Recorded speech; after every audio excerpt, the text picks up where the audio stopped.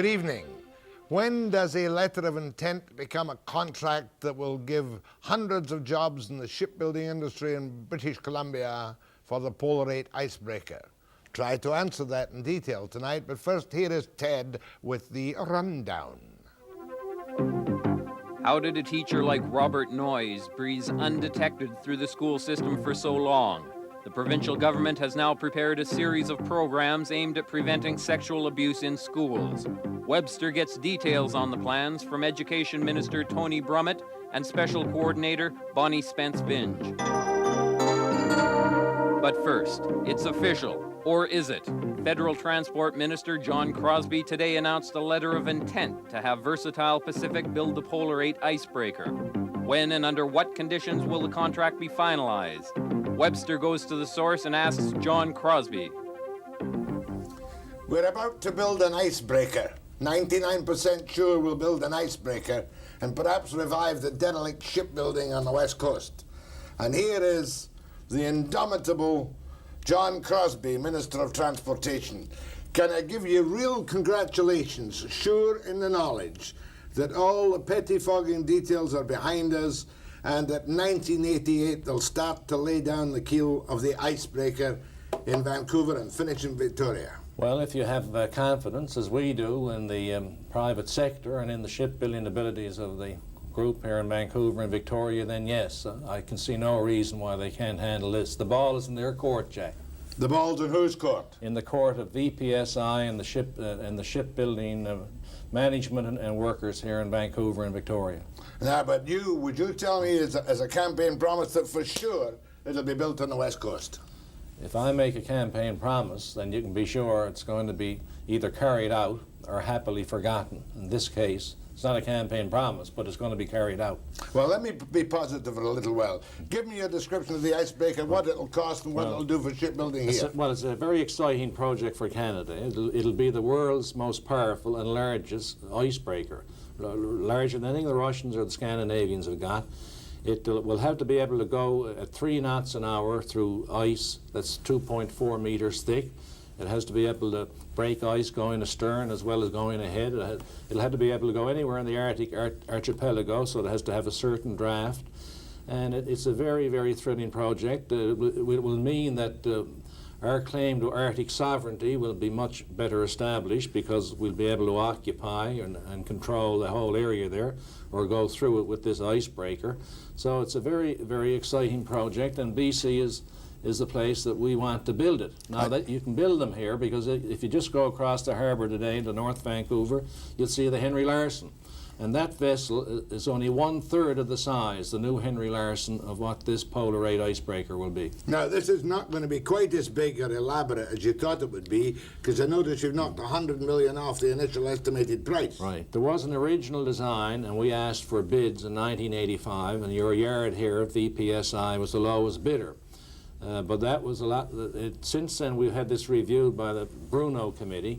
They said that they thought an icebreaker that could do what we wanted could be built for $100 million less. And that's the challenge we're now giving VPSI, to design an icebreaker that will be $100 million less. It's not to exceed $320 million, $1985. So they're to do the design and get ready for the contract work.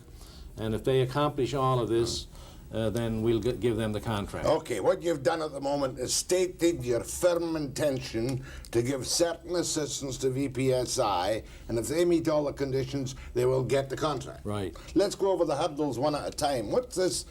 First of all, the financial stability of VPSI is still in some doubt, and it may be sold to new owners. That's a possibility. We would have to, approve whoever the new owners were, and to make sure that they're capable of doing this work. For 5 months now, we've been trying to assist Versatile, a parent company. We helped them sell the Quebec operations, and then the farm implement company in Winnipeg principally. So now we think that their subsidiary here, VPSI, is in a position where it can handle, with this firm letter of content, people knowing about our intention that they can either raise the equity or perhaps there might be new owners of this shipyard facility here that can carry this out. But you're going to give them $13 million as loan insurance and some of their current liabilities. Yes, that's to make sure that they can restructure themselves now. And then you're going to give them $8 million up front to do the design. The design work, the amount allowed for that is $8 million. They'll have to decide on the group they want to use and have our approval, of course. In other words, it might be Canadian, it might be Finnish, it might be anybody. Whoever they get, the work is going to be done in Canada. For sure.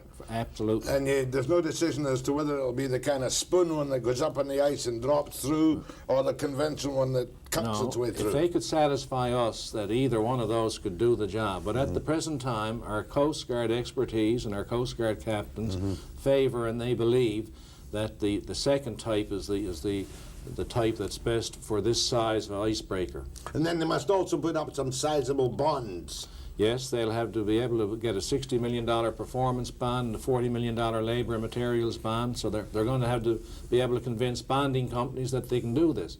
The real reason you weren't able to give the contract today as such is because of the instability of VPSI, who were the lowest bidders, I believe, for the original design. Well, two reasons, really. One is we're concerned about their financial position. They got to satisfy us in that. And secondly, the detailed design is not yet done, Jack. You see? It's only conceptual. So before we could give them a contract, you'd have to have the final design anyway, so you know what they're bidding on. Well, certainly this positive announcement with a few loopholes in it should do something to improve your incredibly low image on the West Coast. Well, if our image is low here on the West Coast, I'm dumbfounded. I had a list of things that we've done out here. We're involved in agreements entered into with the BC government, the smelter at Trail, British Columbia, an ERDA agreement, forestry agreement. We had Pat Kearney salvage for British Columbia, the position on the softwood lumber, you know, recapture that money for Canada. I can't see how our image could be low here. If so, it's our own fault. We're not promoting what we're doing. Do you want me to tell me how your image could be low? Or will you accuse me of being a carpet critic of the press, falling into the sewers and the garbage along with the rats of the Liberals? Right? Would you tell me that? I wouldn't say anything like that. I do say this, that there are some elements of the media and, of course, the opposition who get fascinated with the surface, or there may be a bad apple in the barrel, and all they want to do is talk about the bad apples. We've got our bad apples, but for every bad apple, there's another 90 apples that are blooming. And they don't get reported, or what's going on underneath it. Your interest rates are just about 5% lower than they were 2 years ago. You should be on your knees to me now, thanking God that we're in there and your interest rates are 5% less, except you're so wealthy, I suppose you don't need to borrow money. What a cheap shot that is. You want me to get down on my knees now and thank the Conservative government? It would be an interesting phenomenon if you did. No, I was going to make another crack, but I'm afraid of you see, because your image in the West Coast has been awful. Not your image. I noticed you got up and fought back the other day when somebody accused you of putting the rail car contract without reason in your own country, but you were quite straightforward about it. And they're getting the rail contract for the same reason we're getting the shipbuilding contract. Is that right? Well, it's similar. It's a $2 million order for containers for the Newfoundland Railway, now called Tira Transport. And of the four bidders, the second lowest bid was a Newfoundland company. That was within 9% of the lowest bid, which was an Ontario company, and I directed them to give the contract to this Newfoundland company. We've got an unemployment rate of over 20%. They're capable of doing the work, and we want to help the regions under our policy of doing greater procurement across Canada. But as a matter of fact, Mr. Crosbie, is it not a fact that the only way a conservative, free enterprise government is just supposed to be can kind of equalize employment across the country is with the arbitrary allocation to location of government money? It depends on what the industry is. If you take shipbuilding, Jack, as you know, everywhere in the world, shipbuilding is in extremis, a tremendous competition, low prices. So in Canada today, 95% of all work being done in our shipbuilding yards comes from the government of Canada. Well, surely we've got a responsibility to see it's shared fairly. Now, $1 billion worth of work is being done on destroyers or frigates or ferry in Newfoundland, for Newfoundland and so on across the country, and this area here is now getting its share. I mean, free enterprise or not, I think that's equity. More with John Crosbie, Minister of Transportation. in the hard-pressed Conservative government. Is that an offence? Very hard-pressed Conservative government, lower in the polls than anybody else after the break.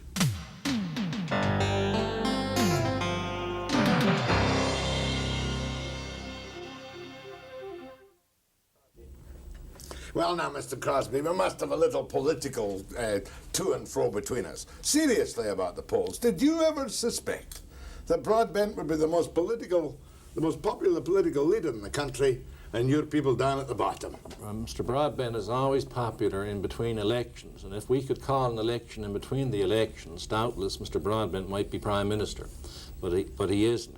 And I think that we've got another 2 years to go, Jack. And people are going to have to start looking at the alternatives. And I think they're going to give us a break. They're going to say, these people have done a lot better than they've been given credit for. Let's look at the alternatives. John Turner, you don't know what policy his party has got. His mug is on one side and his wump is on the other of every issue. Ed Broadbent, when Shirley Carr jerks the chain, the toilet seats go up in the NDP caucus room down in Ottawa. He does whatever the CLC tells him. So I think that when people start examining that, we've got a lot better chance. But when you ran into an awful lot of bad, scandalous publicity from Bissonnette on, and if you'd been in the opposition, you would have done exactly the same as the Liberals did and the NDP did. Is that not a fact, John Crosbie? I think naturally you're going to criticize a government for whatever opportunities that government gives you to criticize, but you know, there is an appearance that there's been a lot of scandal. In actual fact, Jack, the real scandal is only 1 or 2 instances. For the Oerlikon thing, that could be a scandal right. if it's proven. That's bad business, but that would be an individual matter. Other matters, such as John Fraser's resignation, that was not a scandal. No. Or Marcel Mass resigned and came back again. No. So when you hear 6 or 7... But you've got a few others I don't want to relate, you know, about money to go to a party in the hope that you're going to get contracts. But Jack, on the face of it, that appears pretty gross. We all take a risk in politics. I mean, if I came to BC and some supporter here says, I want you to come in and meet a group of businessmen and have a drink with them, and I go in, and unknowns to me, this fellow is not straightforward character, and he tells them, you come along and pay me a few $100s, you're going to get contract, and they're foolish enough and supine enough and crooked enough themselves to do it. Well, that's the trap that anyone can fall into quite innocently. So I think we've got to take this all in context. I suppose so. Now, the codfather. You're really softening up, and I heard a rumor that you'd softened up. I'm going to tell you right now that one of the greatest dangers that all of you face in this country, you and the Liberals, to a lesser extent the NDP because they've never been in power, is that the man in the street is so cynical and so fed up that he doesn't like the Tories and he doesn't like the Liberals, and that's the reasons that Broadbent's up in the poll. Well, cynical because of what he believes is cronyism, favoritism, help your friends and squeeze out the other gang. Right. I agree. You agree that takes place? I agree with you that that there is a lot of that cynicism, and this is the kind of miasma that we're in, that we've got to somehow climb our way out of. I mean, I'm, for example, fed up now. I've been in politics 22 years with being suspected of being some kind of a crook. You know, the conflict of interest rules, they get stricter all the time. The fishing trip. How dare you go on a fishing trip with 2 airline owners? Exactly. Go on a fishing trip with an old friend, and then the question comes up in the House as though this is some kind of a scandal. I mean, this is an obnoxious atmosphere, and only if you're got the height of a rhinoceros can you put up with it any longer. Now, my rhinoceros is as high to starting to wear thin, I'm afraid. Well, you put on your, I was going to say codpiece. You put on, you certainly come out as a codfather, but you, from the federal cabinet, have to step into it, take it away from the fisheries minister, and go and hit Peckford over the head with some heavy-handed cod, right? Well, in my own area, I'm the regional minister, and we made a bad mistake down there, but I think we're coming back out of it now. But the bad mistake being making the deal with the French. Without involving Newfoundland and the trade as they had been involved up to that point. But the agreement we've entered into, I don't think is damaged. You know, I think we've got it on the right track again now. But it was a bad error and showed political insensitivity on the part of those who were responsible. Peckford, no, not Peckford, your government. And the part of the own people in your own external affairs department. Well, and the fisheries department. I have to defend the government, so I'm not going to say, but internally, believe me, I know who's responsible. And you'll have a pound of flesh out of him sometime or another in the future. I'll be gutted head on. Okay, back to Versatile Shipyards. What date's this today? 2nd of March. Today is 2nd of March. We're hoping, Jack, that by the end of March, if at all possible, they'll be in a position to proceed. But in any event, at the end of this year, you know, within 9 months, they'll have the design and they'll be ready to go with a satisfactory contract that we can grant them.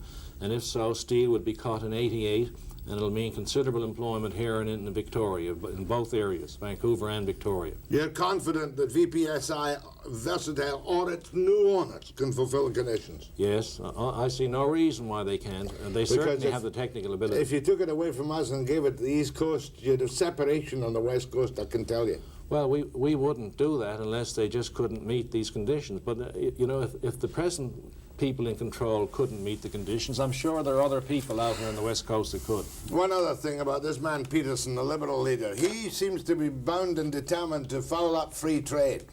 Does he not? Because of the selfishness of central Canada, well, Ontario with all its prosperity, and us with 14% unemployment. It's most peculiar because the greatest benefit of beneficiaries of free trade, as I see it, would be the very same people from Ontario. A huge percentage of their foreign export trade, I think it's something like 95%, Jack, goes to the U.S. They get all the benefits of the auto pact, yet they're down there nitpicking at us, trying to make our job more difficult, when what we're trying to do is get assured access to the U.S. market. It's astounding.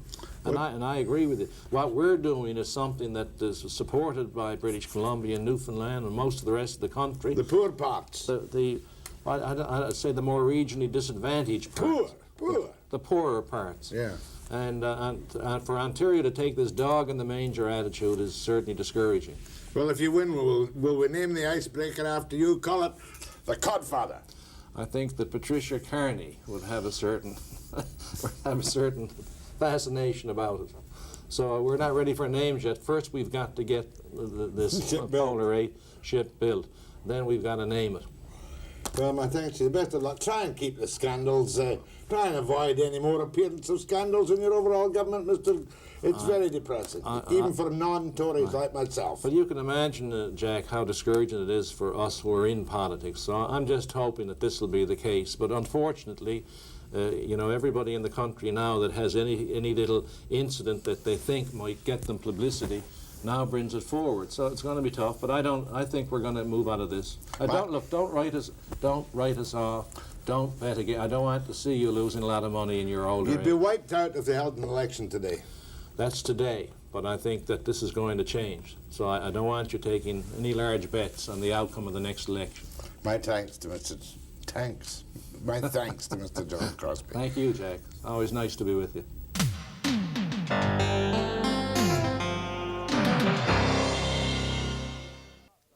Serious topic tonight now, not that the Codfather wasn't a serious guest either.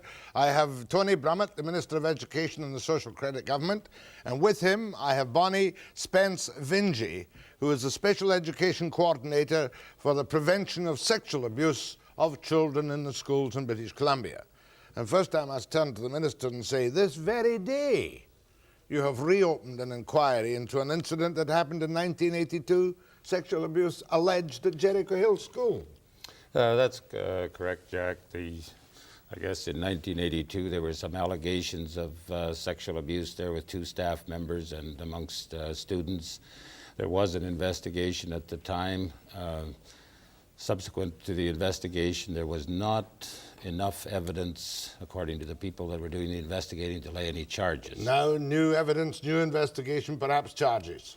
Well, that's it. It may lead to charges. Right now, there's an investigation going on. We're spearheading it, I guess, from the Ministry of Education. The Ministry of Human Resources are having professional social workers interviewing parents and students. Now, tonight we're going to concentrate specifically on the prevention of sexual abuse of children. But I must ask you, because the Premier told me about 60 days ago that he was going to ask you, and I think another minister, to prepare guidelines on teaching in school for the prevention of AIDS.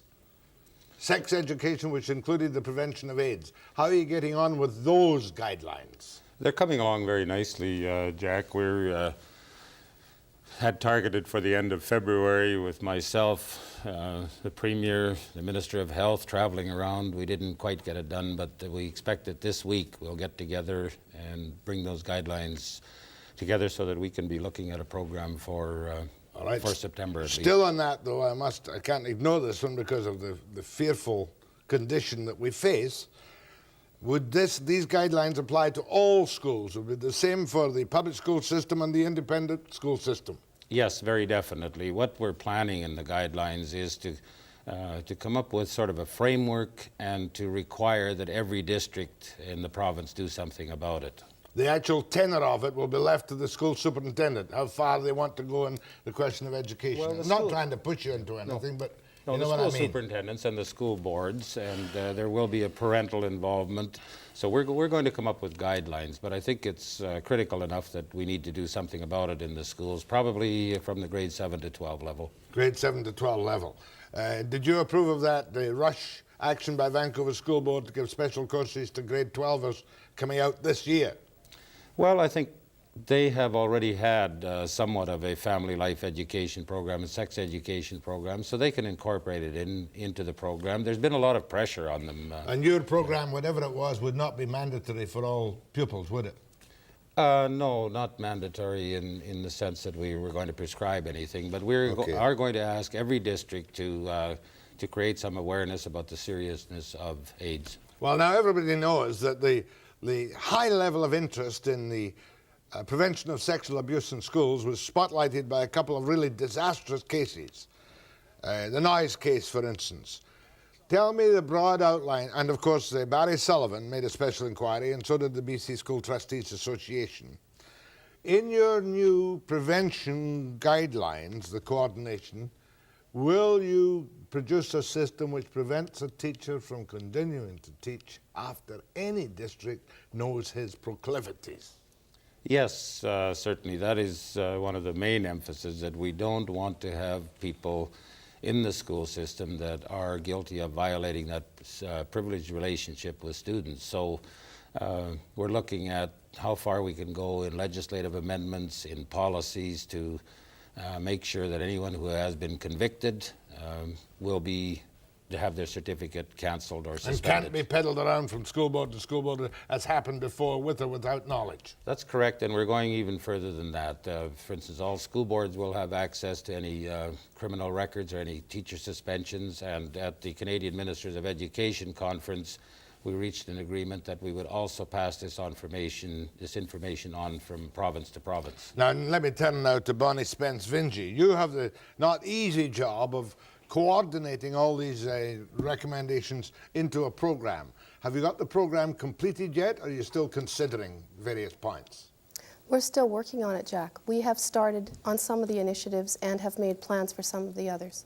Now, for instance, the criminal record checks for teachers, is that something that would be instituted only after an allegation was made? Well, what I can say about that is that the BCTF and the BCSTA and ourselves in the ministry have come up with recommendations that we are working on at present. And that's one of the recommendations? The recommendations of investigation for criminal record checks is being worked on.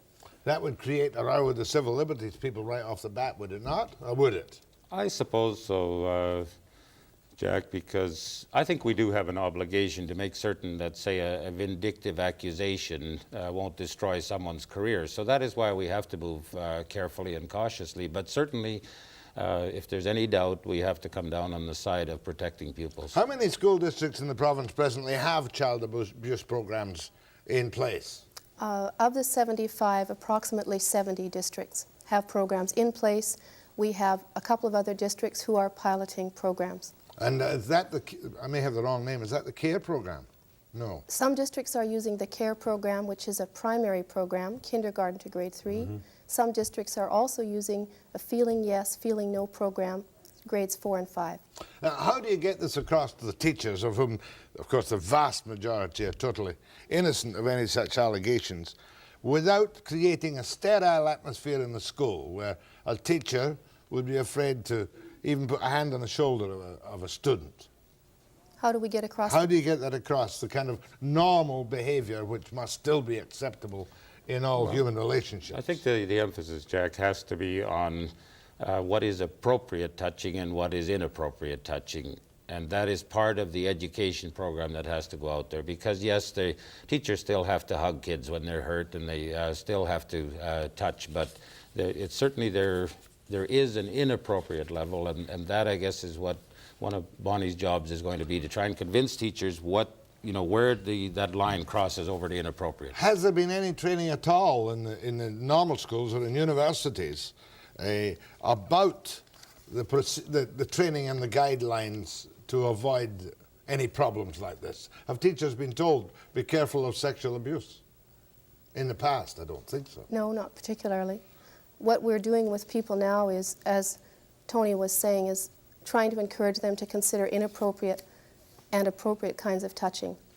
To think about what they're doing, and to encourage parent involvement in the school, open door policy, so people can see what's going on and be comfortable with what's going on. Perhaps there'd be a need too, Bonnie Spence-Vinge, for principals to be more sensitive about complaints made to them by what they might previously have thought was an hysterical mother. I think principals certainly are being given the same guidelines for investigation as teachers are, and being made aware of what their responsibilities are. So therefore you're in the position now where you're going to check the legality of the tough steps. For instance, does the School Act have to be changed to enable other districts to be informed of suspicions of a teacher?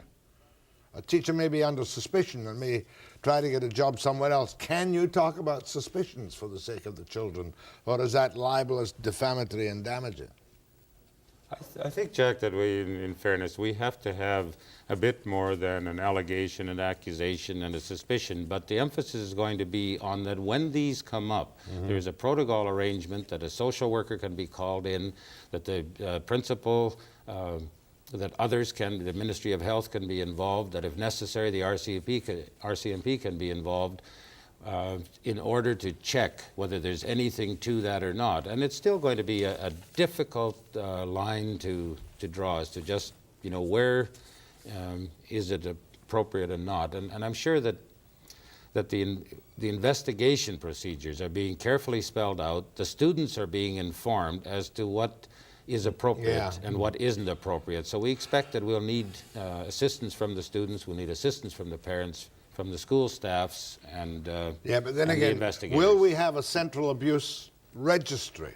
Central registry Yes, of I could abuse say knowledge? that definitely where we have any evidence that suggests that people have taken advantage of that privileged relationship, whether or not they are convicted in the courts, and that is where we get into the gray areas. But we think that there's an obligation of these people that whether they're guilty or not guilty on a technicality in the courts, that we still have to look at it as what is appropriate for people dealing in a privileged relationship with students. In other words, you'd have to look at the transcript of the trial and perhaps make a separate decision based not on the rigid proof of an offence, but on behaviour as exposed by the transcript of the trial. Right, and that is where we are looking at amendments to the School Act that will allow us to do that sort of thing, to protect those students. How about the Teachers Federation? They've done a report on this too, have they not? Yes, they have, Jack. So they'd be fully in the picture about what plans. When do you think you'll finish your actual plans for perhaps a central registry, perhaps for criminal record check? And what about teaching? Should teachers be screened before they get into the school system? I think teachers need to be aware of what will be expected of them when they're in the system, so that when they're in university being trained, they understand what procedures may be in place and then can make decisions about whether they want to proceed with that career or not. That would be something. No, you wouldn't have to amend the School Act. You just have to amend the curriculum for the teachers in training. Well, Would you consider criminal record checks for teachers in training? Yes, I think that may come, Jack, and we're looking into that as pre-screening, that if someone has, for instance, a criminal record of molesting children, that I think they're going to have to be screened out of the teacher training process. Yeah, but you'd have to check the record because somebody's applying for a job, presumably. Unless you ask for criminal records, I suppose you could do that, couldn't Well, you? one of the things that, of course, we're looking at is that it's such an important issue and it's such a privileged relationship that I think we can ask people to give us the permission to do a criminal record check. That's the answer. When do you think your program will be fully evolved and in place? Well, I think it'll be going on. I would expect that this month, next month, some of the things will be in place and that it will be a continuing thing. I don't think there's sort of a finite Fair point enough. where we'll have everything solved. Bonnie Spence-Vinge. It's not Vinge, it's Vinge. That's right. Who is, I had to Thank you. get that right, who is the Special Coordinator for the Program Prevention of Child Sexual Abuse and the Minister of Education. How long have you been Minister now, Tony? Of education Yeah. since August '86. Oh, I'd forgotten you were so new. After the break, your calls.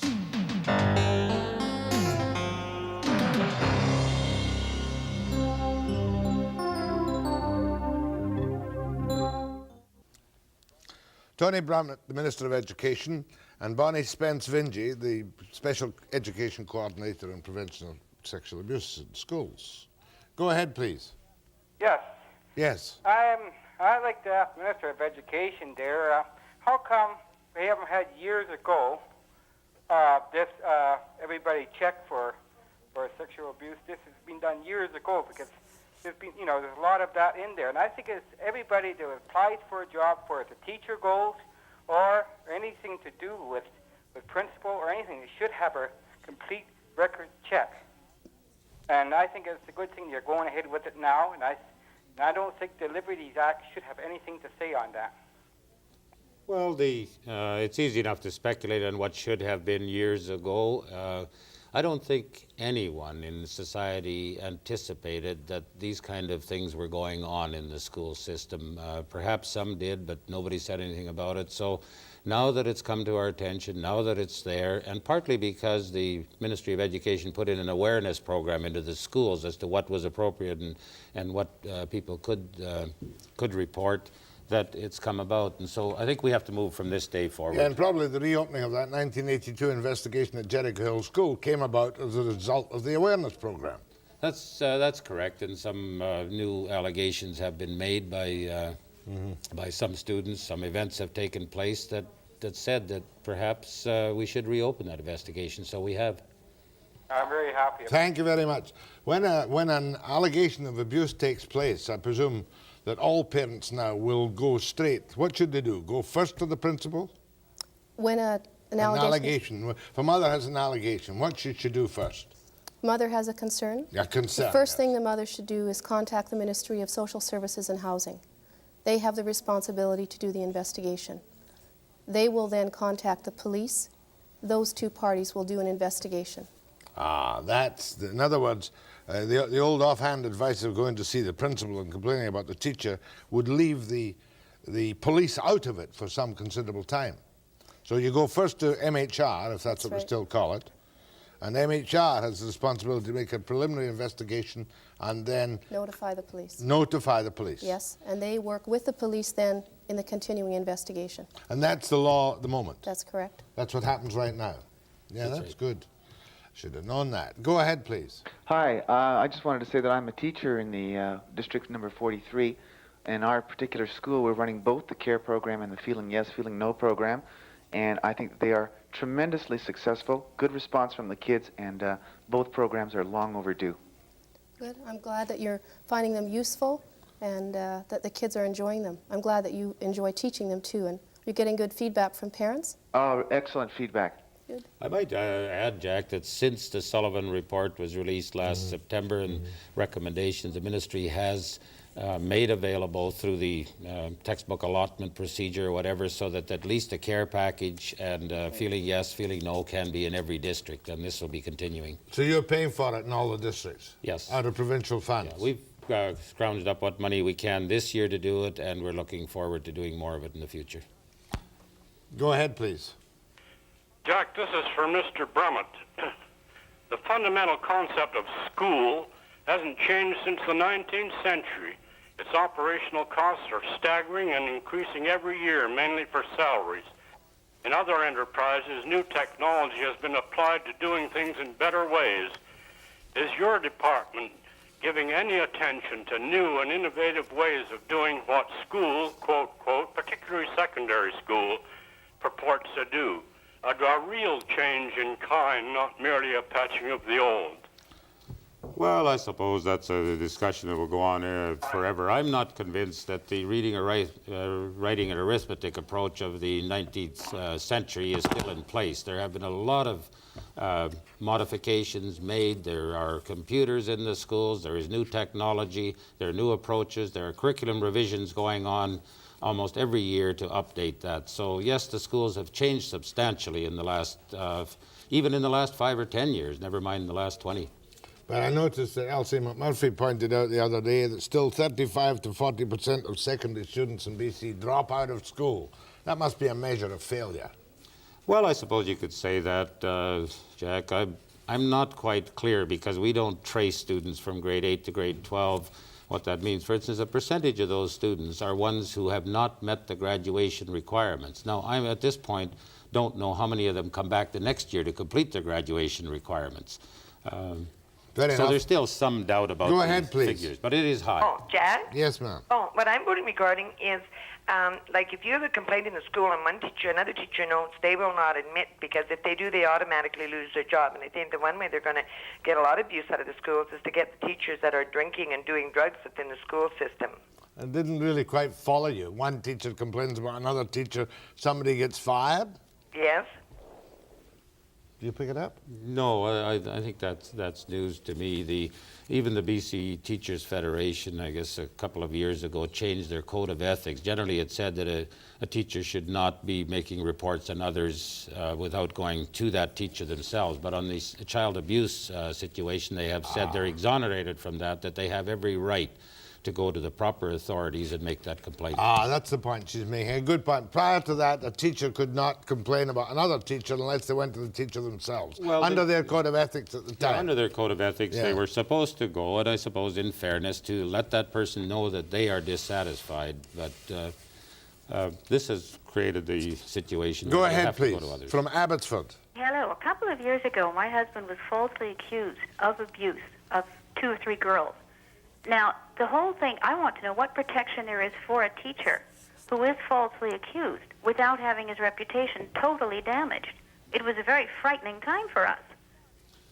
And the whole thing was because some girls got hysterical and wanted revenge. Well, that is a concern I think I expressed earlier, that we have to make sure that we do a proper investigation to make sure that people's reputation and careers aren't damaged on a false accusation. But if you go to social services first, surely that's going, and then to the police, this spreads through the community through rumor. I mean, the teacher only has his reputation. When that is damaged, what else does that teacher have to offer? People are forever going to think, oh my, yes, that was the one that was involved in that incident. I can appreciate your concern, and the only hope that we have there really is that if it can be established that that was a false accusation, that the teacher is in fact innocent, and I know how damaging it is, and I have asked when we released the Sullivan report that I've asked the media not to report allegations, to try and give us a chance to sort it out. Yes, we don't want to suppress information, but we want it to be more than an allegation before it's announced. Yeah, no, I appreciate. You say it'll spread in the community, Jack, and I don't know what we can do about it except prove innocence. That's the only answer, is it not, Bonnie? I think it is, yes. That when an allegation is made which is false and unsubstantiated, the innocence must be proven after an investigation. That's right, and that should be stated. So I therefore, guess publicly, all we can do is ask people not to jump to conclusions, therefore to wait for the investigation. it becomes an occupational hazard. Right. And sometimes for some people, sadly. After the break.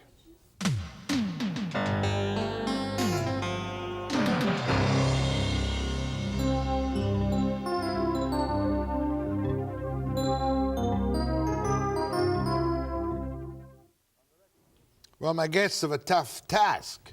On the recommendations of the Sullivan report and the other reports on your own considerations, you may well have to amend a number of acts to allow for the checking of records. Do you have to amend the act to allow for the reporting of one teacher to another school district? Or would that be done automatically?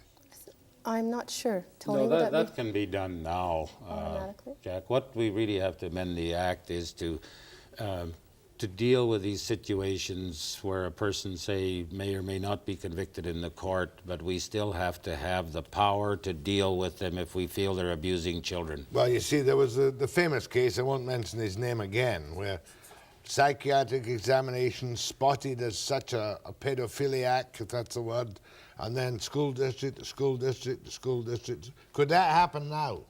I don't think so. I don't think it could go anywhere near that route now. And should doctors and psychiatrists, here's an ethical question for you, be forced to tell the school board if a teacher's been treated for pedophilia? Well, you see, that's where I don't know the legal part of that. Morally, I think, yes, they should. That when children are being abused, that they have to bring it to someone's attention or see that that person steps out of the situation voluntarily. I think they have that responsibility to children. There may be an answer to that, but I don't know. Under the law, they have to report. According to law. Oh, yes, where there is child abuse. Matter of fact, I've got the Act here, which is quite, or a bit of the Act here, or I had it here. Where an abuse takes place, the person who knows about it on reasonable grounds must report it. That would include a doctor and psychiatrist as well. It would. And that person cannot be sued or otherwise harassed if their report was done on a basis of reasonableness. Correct. Yes, that's right. I'd forgotten that. Go ahead, please.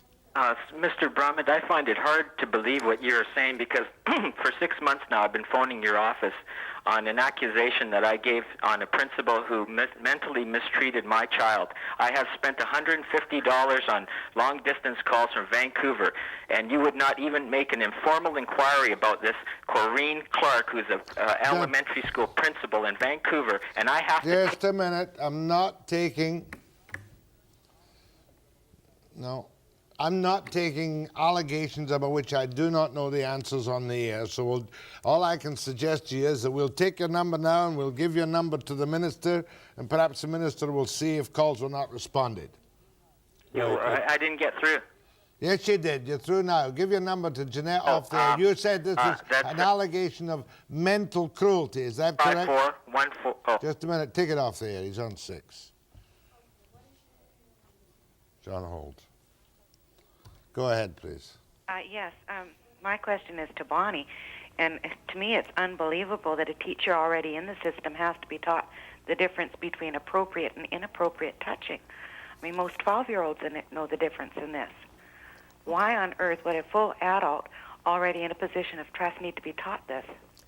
Maybe I didn't make myself clear. I didn't mean to suggest that teachers need to be taught.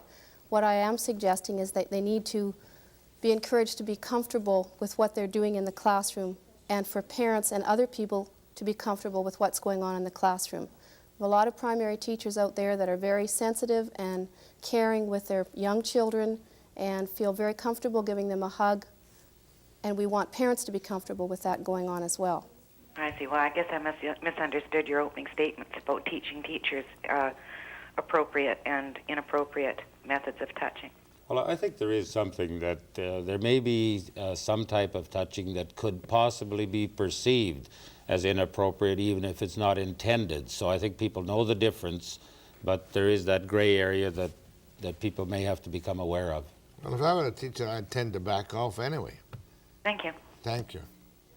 I don't know if that's a fair remark or not. Go ahead from Comox. Yes, Mr. Webster, first of all, let me say that from Vancouver Island here, we really enjoy your show for sure. But I think John Crosbie's right. You've really mellowed out lately. Anyway, the question I had for the minister and his assistant there, needless to say, sex education is a growth industry in BC for sure. And I'm wondering what all this costs, especially with respect to policing the situation, and also perhaps to highlight the other call that was made about drug and alcohol abuse teachers also prevalent with. I'll hang up so I can hear your answer. What's the cost of sex education? Well, of course, the gentleman says that it's a growth industry, and the cost, consider the cost of not doing something about it, the cost of rehabilitating children that have been abused, all of that cost, and the social cost, if you like, the personal cost, never mind the financial cost. So I think we have to do something about it. I think we have to deal with it so that people are not going to be abused. Are there many cases come across your desk of alcohol and drug abuse by teachers? No, there have been a few. And they're dealt with on a matter of competency, I presume. Yes, competency, and each one is investigated to see whether it has an effect. In some cases, the problem is remedied. In other cases, there have to be sterner measures or even dismissal. And nowadays, of course, who has the right to lift a teaching certificate? Basically, the Minister of Education. Have you lifted many in the last few years? Well, we've lifted all of the ones where they have been convicted. In the cases where they have been convicted of child abuse and have appealed, we have to go by the court, so we suspend it. And we can't really do anything until that's cancel over. it. Go ahead from Golden, BC. Yes, in our very small community, we've just had the care kit introduced in one of our elementary schools. And of course, this is going to result in some disclosures. And we have a real problem, as a lot of small communities do, about what do we do when this happens. We need more resources. How do we get victim support services for these kinds of situations? You're saying the CARE program has resulted in things coming to light? Of course, that's the whole point of it. But we have to now deal with that. And in very small communities, we just don't have the professional resources available and those specialized kinds of services that are available in bigger places that have sexual assault centers and places with really trained people who can deal with the families. Now we have to cope with that, and we're really needing the kind of support and money being put into those victim support services. Has there been any planning done about that kind of thing? Well, there is some money that's been allotted to in-service training there. The Ministry of Health and Education are now trying to coordinate the availability. It's not just money. In some cases, it's availability of the properly trained people, the social workers. I'm sure that when something like that comes up in a community, even though it's small, that we can certainly, amongst our ministries, move somebody in to do the investigation. But that's the point, is that the care and the feeling, what is it called? Feeling yes, feeling no. Feeling yes, feeling no might create a situation where you'll get a surge initially of complaints. That's the problem you're talking about, ma'am, isn't it? I am, and it's going to happen in a lot of small communities, not just ours. Well, I'm not convinced that we're going to have a major surge. I'm convinced that we are going to have some cases, and we will certainly deal with them as best we can. That takes priority. Thank you. And we have been working with the other ministries to develop interministerial abuse committees, and even in the small communities, so that these people can get together the resources available and try and support through that. So if something happens in a small community, you'll try and give them special help. Is that correct? If it's necessary, yes, coming from the outside, and try to build it from the inside with these committees. Good. And when will you finish all these guidelines? Soon? Well, this week we expect to put them together, try to put them into a government policy. My thanks to Tony Brummet and to Bonnie Spence-Vinge, and I shall be back after the break.